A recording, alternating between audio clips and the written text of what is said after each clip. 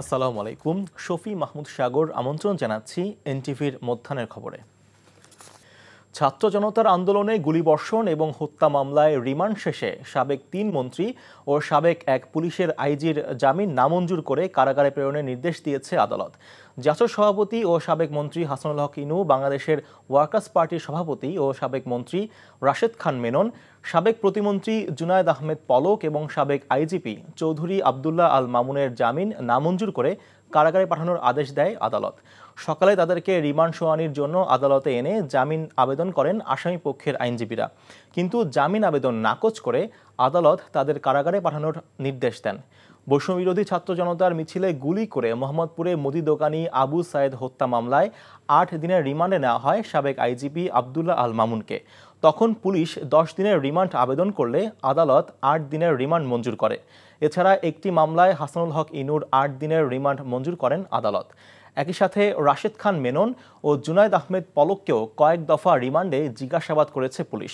সাভার থানার হত্যা মামলায় পুলিশ কর্মকর্তা আবদুল্লাহ হিল কাফিকে ৪ দিনের রিমান্ড দিয়েছে আদালত। অবৈধভাবে সীমান্ত পথে ভারতে পালানোর সময় চট্টগ্রাম ৬ আসনের সাবেক সংসদ সদস্য ফজলে করিম চৌধুরীকে আটক করেছে বিজিবি। বিজিবি জানায়, সকালে ব্রাহ্মণবাড়িয়ার আখাউড়া সীমান্তের আবদুল্লাপুর এলাকা থেকে সীমান্ত অতিক্রম করার সময় তাকে আটক করে সরাইল বিজিবির একটি দল। এ সময় আখাউড়ার নূরপুর এলাকার সাবেক মেম্বার মোহাম্মদ হান্নান মোল্লা, স্থানীয় বাসিন্দা ও মানব পাচারকারী চক্রের সদস্য নাইম চৌধুরীকে আটক করা হয়। তারা বিজিবি হেফাজতে আছেন। তাদেরকে পুলিশের হাতে তুলে দেওয়ার প্রক্রিয়া চলছে। ফজলে করিমের বিরুদ্ধে চট্টগ্রাম ও রাউজানে একাধিক মামলা দায়ের করা হয়েছে। নানা পদক্ষেপ নেওয়া সত্ত্বেও স্বাভাবিক হয়নি শিল্পাঞ্চল আশুলিয়ার পরিস্থিতি। কারখানা খুলে দেওয়া হলেও বরাবরের মতোই আজও শ্রমিকরা হাজিরা দিয়েই দাবি আদায়ের বিক্ষোভ শুরু করলে ছুটি ঘোষণা করা হয় ১৩৩টি কারখানায়। পূর্ব ঘোষিত অনির্দিষ্টকালের জন্য কারখানা বন্ধ সহ উৎপাদন বন্ধ রয়েছে ২১৯টি কারখানায়। বিষয়টি নিশ্চিত করেছেন আশুলিয়া শিল্প পুলিশ ১-এর পুলিশ সুপার সারোয়ার আলম। শিল্পাঞ্চলের নিরাপত্তায় যৌথ বাহিনীর সমন্বয়ে আজও তৈরি পোশাক শিল্প কারখানাগুলোর নিরাপত্তায় নিয়োজিত রয়েছেন পুলিশ, আর্মড পুলিশ, শিল্প পুলিশ, র্যাব, বিজিবি ও সেনা সদস্যরা। কুমিল্লায় সাম্প্রতিক বন্যায় বিপুল ক্ষতি হয়েছে মৎস্য খাতে।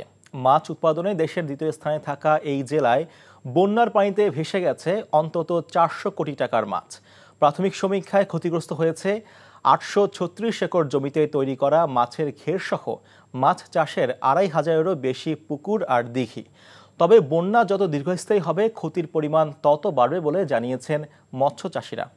কুমিল্লা প্রতিনিধি মাহফুজ নান্টুর পাঠানো রিপোর্ট। এবারের বন্যায় দুমড়ে মুচড়ে গেছে কুমিল্লার অবকাঠামো। ভেঙে পড়েছে জেলার ১৪টি উপজেলার অর্থনীতি। প্লাবিত হয়েছে কৃষিজমি, মাছের ঘের, রাস্তাঘাট ও ঘরবাড়ি।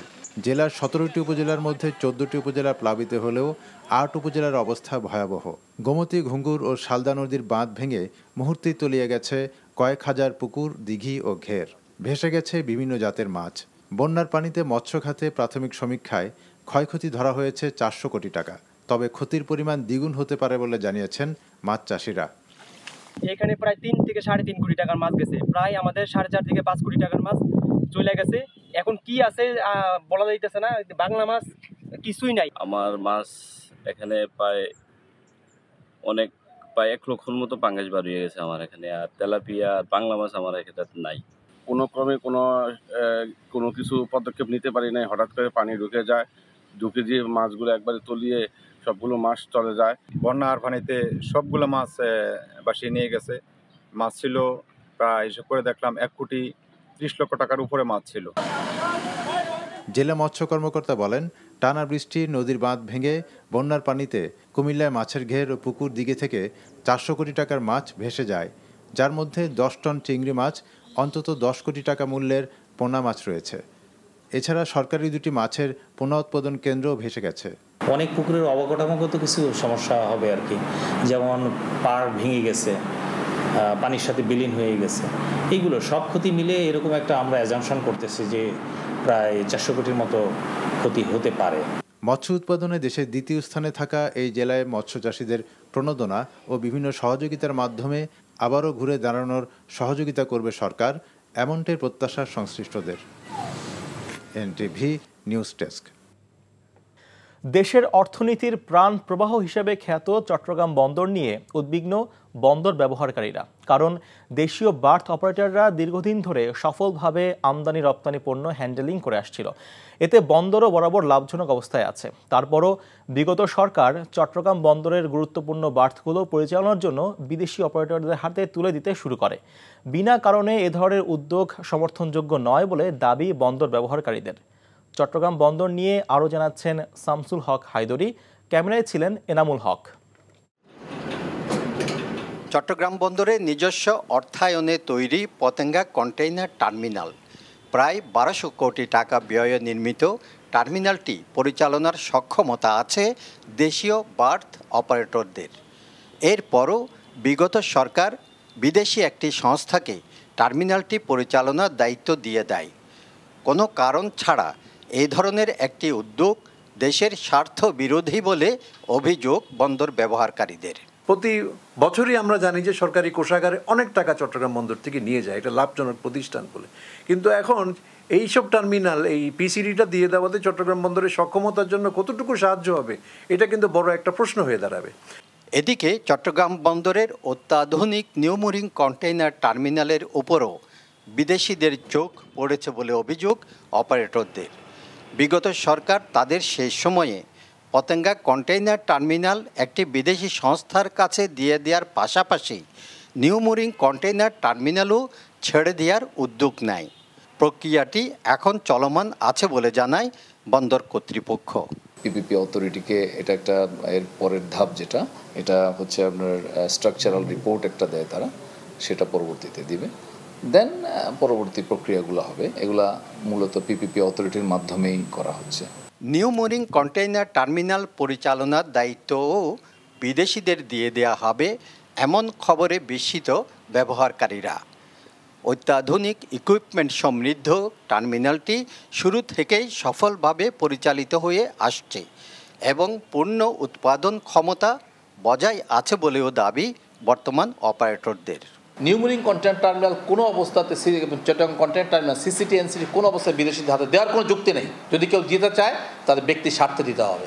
চট্টগ্রাম বন্দরের বার্থ পরিচালনায় বিদেশি সংস্থার পরিবর্তে সক্ষমতা যাচাই করে দেশীয় অপারেটরদের মাধ্যমে পরিচালনার দাবি বন্দর ব্যবহারকারীদের।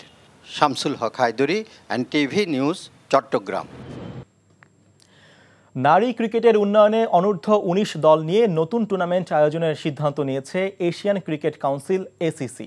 2 বছর পরপর হবে অনূর্ধ্ব 19 নারী টি-20 এশিয়া কাপ। কুয়ালালামপুরের এসিসির বোর্ড সভায় নেওয়া হয়েছে এই সিদ্ধান্ত।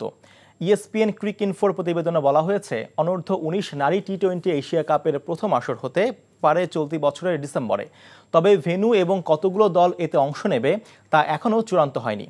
গত বছর প্রথমবারের মতো নারীদের অনূর্ধ্ব 19 টি-20 বিশ্বকাপ সফলভাবে অনুষ্ঠিত হওয়ার পর এই এশিয়া কাপ নিয়ে ভাবতে শুরু করেছিল এসিসি।